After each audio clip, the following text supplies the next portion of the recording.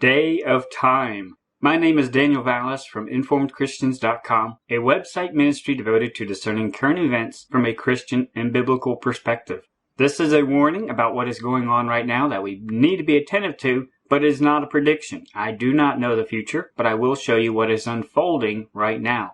The tagline that we start off with every single video is be sober, be vigilant, be ready. And these are the warnings and commands that we were given in Scripture relating to the end times, the last days where we find ourselves right now. And this is not just a catchy little tagline. This is very important that we must keep in mind. First of all, be sober. We must be sober-minded. We must not let our emotions get the best of us. We must not let dreams or other circumstances get the best of us. We must keep our emotions in check and rely on evidence. We need to prove all things. God will work in our life with a variety of different signs and signals and things to increase our urgency about this time, but we must be sober-minded. We must keep our emotions in check all the time. We must vet all information we come across and not get too carried away necessarily, but we must be always sober-minded, level-headed, and approach and analyze everything that's going on right now. Secondly, we must be vigilant. We must do our homework. We must double check. We must do research, not just take what other people say. Research it, review it. Reviewing is so important because if we're not vigilant, we will forget. We will lose our focus. We must be vigilant. We must be very focused, which also means we need to set some things aside during this time so we can be more focused, more sober-minded, because there are things going on right now that demand our attention. And then finally, we must be ready. The reason we watch, the reason we're sober-minded, the reason we are vigilant is to remind us that we need to be ready because our bridegroom is coming. Our beloved is coming. We must be ready before he gets here. So we are watching. We are patient while we wait, but at the same time, we make ourselves ready. And like I said 1,000 times, if you have not yet, download our Exodus 2, The Bride Goes to the King's House PDF on our website. We have a whole section full of different resources that you need to look at and review the information. And this helps keep us sober-minded because when our emotions go on a roller coaster, because we do have periods of high expectation that are different, and to help keep us sober-minded, we review the material. We look at the information. What has brought us to this point? What has the Lord shown us? What has Scripture shown us? What are the celestial signs showing us? What are we resting in that is not our emotions? And so we review the material and we see how God's hand is working. Even when our emotions aren't where they should be, we can always rest and put our hope in what God is showing us at this time. That is true. Our emotions will be all over the map many times. So we cannot rest on those. Those will deceive us.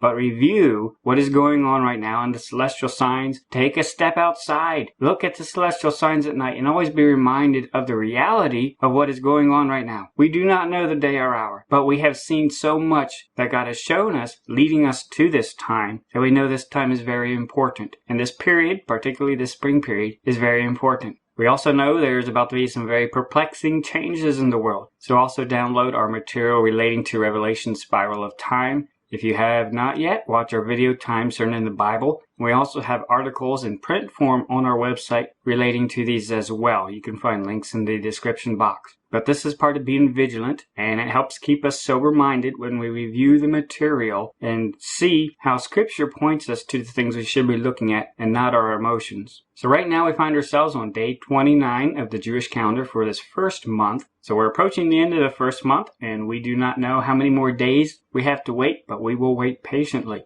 So right now we have just finished up the shadow of Rahab, and we've learned and seen so much from that. And we also have to keep in mind, even though we are passing a shadow, it's part of the quilt that we've seen God weaving at this time. He's not just showing us one pattern. So that's why we have to make sure we don't get too locked in or focused in on one pattern, because that pattern is part of a play and a quilt that is being woven at this time. So we do focus on particular aspects and we learn about them and we study them just like a treasure hunt. But we also need to keep in mind, Lord, what are you weaving? What is the tapestry that you're weaving right now? Because it's a beautiful picture that cannot be encapsulated by just one pattern or shadow. So we look and study each one, but we also keep ourselves sober-minded. We keep our emotions in check, and we also keep in the back of our mind that there may be more to this play and tapestry than we realize. If you haven't noticed yet already, there's already so much more to this day that we've seen approaching. There's so much more to this day than we had in mind.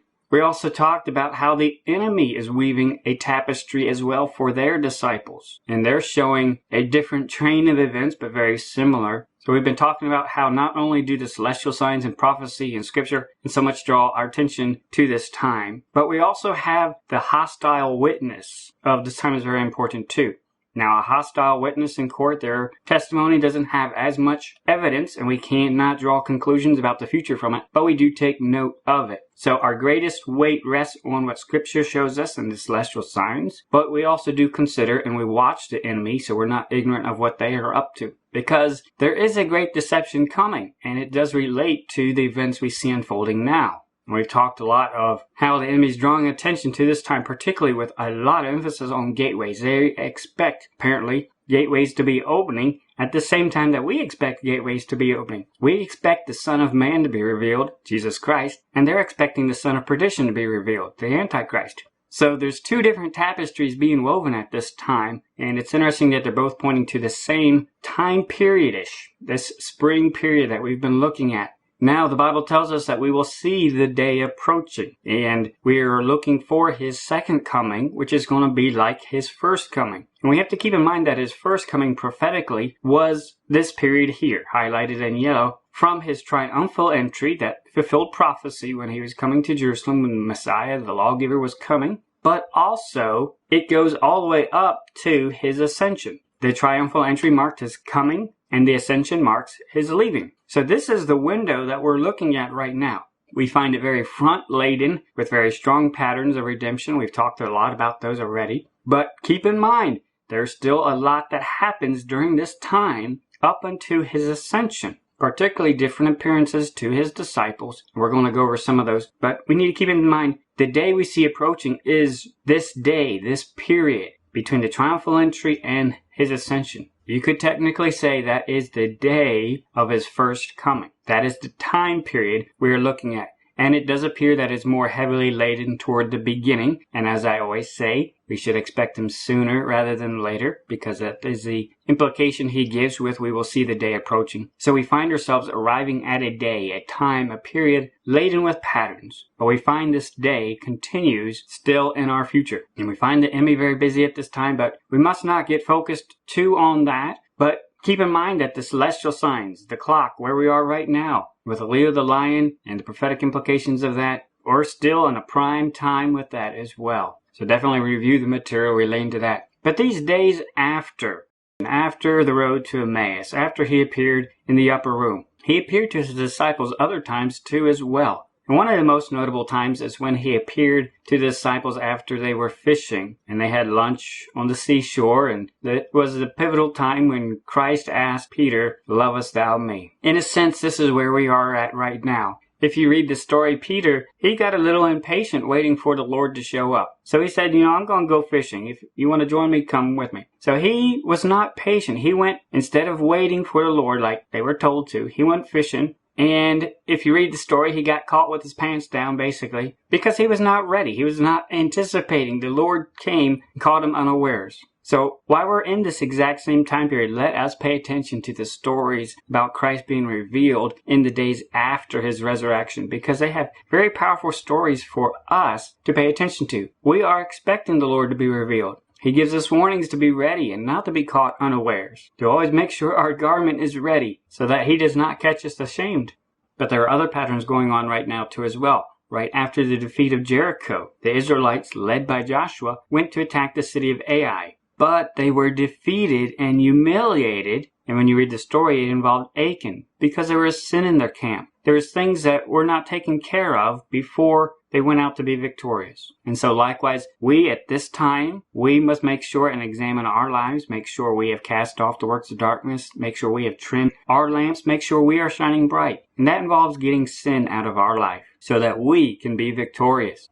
And if you read the Bible, particularly Joshua chapter 7, 8, and 9, you read some very interesting events that happened. After Ai, there was the Gibeonites, and then right after that, the Israelites were called to war. And this event, which happened just a few days after Jericho, was when Joshua commanded the sun and the moon to stand still. And I find it amazing that this biblical reference relating to time stopping happens just a few days after Jericho, just right in the time where we are right now. Now, the Bible doesn't give a clear cut exactly how many days, but you get an idea that it's just a handful of days after the Jericho events. Now, of course, when the sun and moon stopped, that did not stop time. They were still able to go about their business. But the constructs, the sun and moon that measure time and determine years and months, those stopped and paused. And it's very interesting that this illusion, this pattern and shadow of time stopping is at this exact same time where we are at right now. And if you do a little math just reading through the story and account, you'll find that the time would probably place it close to the April 19th time period, just a few days in the future here. So this time has a lot of powerful shadows and patterns that we need to pay attention to. And we've talked a lot about how time will be changed during the tribulation time period. And we've seen a lot of messaging, especially lately with the Alice trailers and a lot more before that. We are on the threshold of a very perplexing time in mankind's history. And the enemy is getting his disciples ready for it. Christ is also getting his disciples ready for it. And he's shown us so much information, brought it to our attention, and given us great wisdom to understand it so we can be ready. And so we can be sober and vigilant and attentive to what he is showing us. So every day, pray that the Lord gives you wisdom and reminds you to be vigilant and to be ready. Because the day that we have seen approaching is here. It is high time to wake up. Now, we've already seen a lot of enemy activity, particularly building up around where we are right now, the 7th day. And it appears that the pattern of that day of Jericho is very important. So we should not be surprised if we find even a lot more signs and signals by the enemy at this time too as well. Now today I was looking through the news and I noticed some more things happening in Trafalgar Square over there in London. Apparently they kicked off London Games Festival, but they installed a gigantic version of Monopoly in Trafalgar Square, which is exactly where the Triumphal Gate is going to be installed. But they installed this on April 2nd and it's going to be there for 10 days. And it caught my attention how there are two gigantic dice, which reminded us of Pur, of Lots, the days of Lots and Purim and a lot of patterns like that. But they have these gigantic dice sitting on Trafalgar Square. Here's a better picture of it. But then they have a car, which can be a reference to a time vehicle traveling across time too as well. But they also have a cat figure.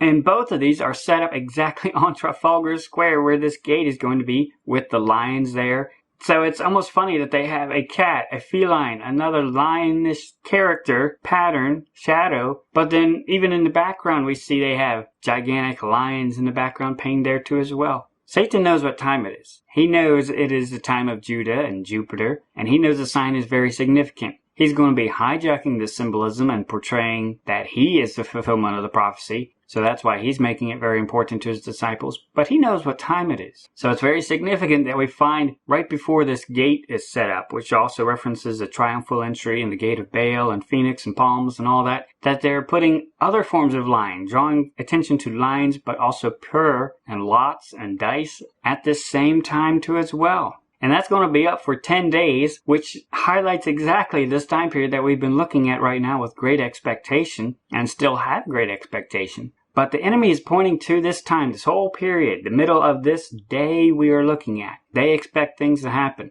Now, as I was working and getting these pictures ready for the video, the Lord brought a question to my mind. He said, "Doesn't that church look familiar?" I was like, "Yeah, it does."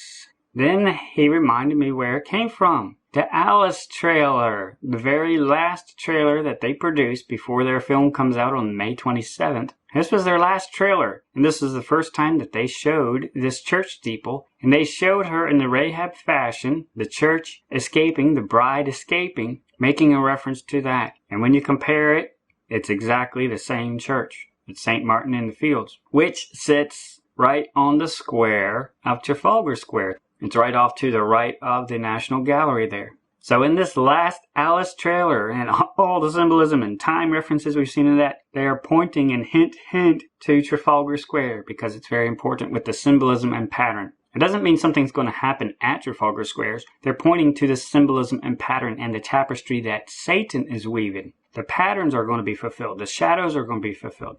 So much coming together with the gateways and church, and they know what time it is prophetically. And Satan knows what time it is for the bride too as well. And it's so fascinating that they've combined and connected Trafalgar Square with the events that are going on there with Baal and the gateways opening and dimensional portals with the concepts in the Alice production, with time and the Lucifer figures and all of that. Of course, that reminds us of Alice, which is powering up right now and apparently all ready to go for whatever. The Alice Through the Looking Glass film is going to be coming out May 27th, but I think they're using it just to lay down a lot of the tapestry that they are weaving. And the shadows of manipulating time, going backwards in time, messing with the grand clock, all these themes, because Satan is getting his disciples ready, getting the general populace conditioned, because it is about to be a very perplexing time. And we've already talked about before, back in the past, of how they pushed the concepts of the red and the blue, the two pillars, the merging of that, and we've seen a big push for that concept, particularly since November 13th. But this is part of the crux of the mystery of iniquity, combining earth and sky, heavens and earth, making man as God. That's what he teaches his disciples, at least. He's lying to them, but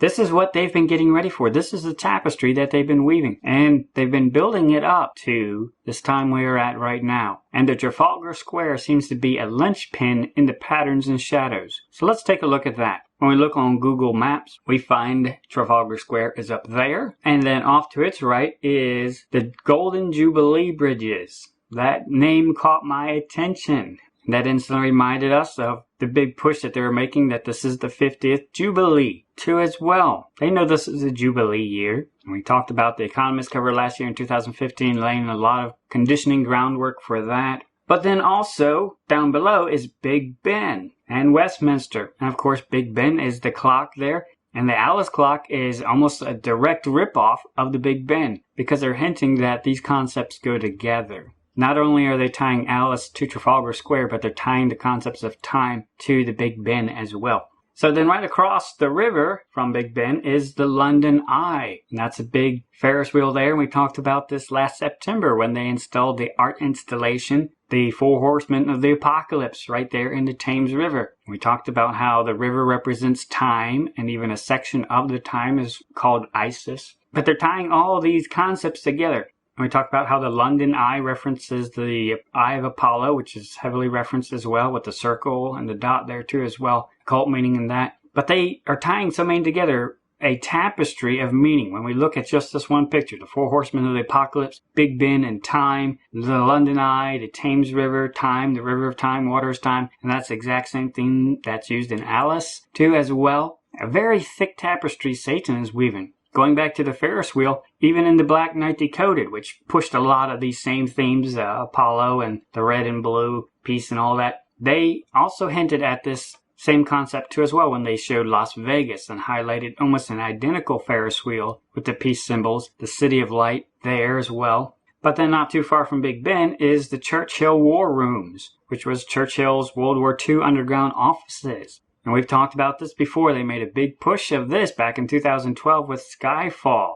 All about Cernurnos, Apollo references, but most of it takes place in the underground. We talked about the references of breaking out of the Tesseract, in the underground, the bottomless pit. Big theme and push on the underground. And that's where their lair and their headquarters was. And I also found it interesting that a prominent scene in that film, they also were at the National Gallery. And they particularly focused a ship that played a prominent role in the Battle of Trafalgar. And of course, this gallery is at Trafalgar Square, but then they also further underlining that by showing a picture of Trafalgar. Even back then, drawing attention to Trafalgar Square, because it was going to be an important linchpin in the pattern that they were weaving. And of course, Skyfall was very involved with the 2012 Olympics, and part of the opening ceremonies there too as well, with a actor playing the Queen jumping in with James Bond figure. This was 2012, very occult-laden events at that event. And we talked about this all before with the Liberty, the Illumination, the Triangle Pyramid Eyes and all that. We talked about all that before. But the big push for Phoenix, the rebirth, because this is what they're getting ready for. And when you look at our Revelation spiral of time and all that, you'll find out why 2012 was very significant. But they had a lot of very blatant themes, and even John Lennon's Imagine, which we talked about before too as well. That was a very occult-laden time, and they're tying it back to themes we find and patterns we are looking at right now. When we zoom out a bit on London And we find there's Olympic Stadium over there. That's where it happened. But then almost directly below it is the Royal Observatory for Greenwich. And this is very important because this directly relates to time. There's a reason why the 2012 Olympics were here, because it's tied to time. This is where 0 is with Greenwich Mean Time. And over here is the London Eye. And then right below that is Big Ben Clock Tower. And then right above that is the Trafalgar Square. They're using this as a map as part of their tapestry. And of course, the River Thames and Isis goes right through it. The River of Time, all through these concepts of time and clocks and the Phoenix. All of this is coming together. This is their tapestry. They are expecting the Phoenix. That's what they're getting ready for. So it didn't surprise me too much that a few days ago, there's another mention of The Force Awakens, the Star Wars of that. And they came out talking about, oh, there's a story behind this one scene where they showed a table of ashes. Hello, Phoenix. And they talked about, oh yeah, the character, he liked to collect the ashes of his fallen enemies. Not exactly. We talked about before how they made a big push of the Phoenix type and the Phoenix figure, of how they will rise again. And even Darth Vader was cremated in a funeral pyre, and how they were going to bring back his type as a Phoenix. So this push and this talk about ashes all of a sudden is not accidental. It is a further push and reminder that they are expecting the Phoenix. And we talked about how a lot of the themes in Star Wars directly relate to this. Even the very imagery of the tapestry and banners there directly relate to the Alice CERN program. It's all connected. This is how they're bringing on the Phoenix, the rebirth. And even the symbolism that is used throughout the show. Even they will tell you that the Rebel logo represents a Phoenix. It's all about a Phoenix. It's all about a Star Wars. It is all about what is ultimately going to be a war in heaven. It is a massive parable. And they are expecting the Force to awaken. And this is part of the preconditioning to get the world ready for that. So Satan is weaving his tapestry now. The time is about to be changed. Events are about to kind of follow the Alice pattern that they've been laying down and showing the disciples. Time is about to be changed. They are about to go back in time. Not necessarily our time, but an alternate time.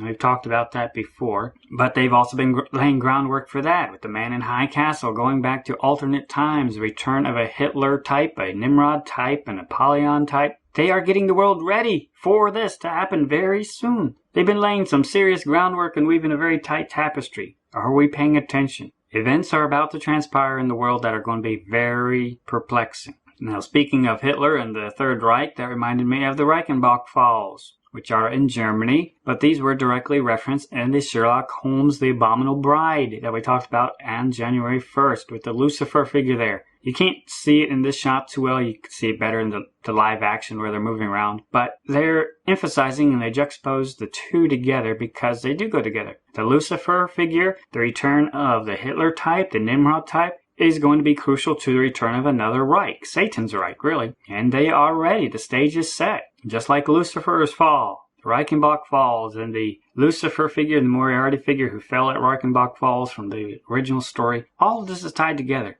The mystery of iniquity is getting the Phoenix ready, and the 10 kings are getting ready behind the scenes to hand over power to the Antichrist. Are you paying attention? Definitely check out our links in the description box to material on the Antichrist Returns.